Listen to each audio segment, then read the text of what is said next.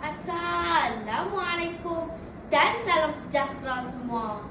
Hari ini saya ingin berkongsi tentang sebuah buku yang menarik yang bertajuk Amani Sayang Semua. Buku ini adalah sebahagian daripada siri novel Amani yang penuh dengan warna-warni dan pelajaran berharga. Pernahkah kamu terfikir bagaimana rasanya hidup dengan penuh kasih sayang? Inilah yang Amani ingin sampaikan kepada kita. Amani ialah seorang kanak-kanak yang suka berkongsi cerita dengan keluarganya. Papa, Mama dan Alok. Dia juga mempunyai sahabat yang baik, iaitu Yasmin dan Balkis, yang sentiasa menemaninya dalam berbagai pengalaman hidup. Dalam buku ini, kita akan mengikuti kisah Amani dan belajar tentang kasih sayang dan persahabatan.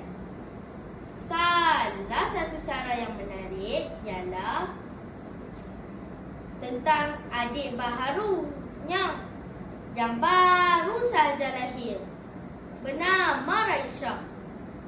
Amani juga bertemu rakan baharu di Taman Negara. Dan bukan itu sahaja, kucing kesayangannya, Mimi, turut memainkan peranan dalam cerita ini.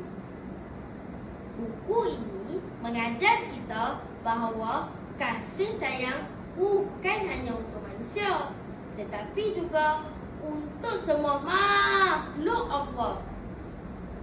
Kita boleh menyayangi haiwan, alam sekitar dan sesiapa saja di sekeliling kita.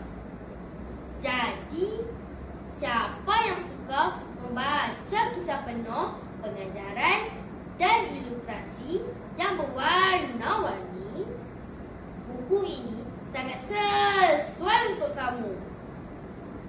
Dengan membaca kisah Amani, kita boleh belajar tentang nilai kasih sayang dan menghargai setiap hubungan dalam hidup kita. Jadi, apa tunggu lagi? Jom baca Amani Sayang Semua dan rasai kehangatan kasih sayang dalam cerita ini. Sekian, terima kasih.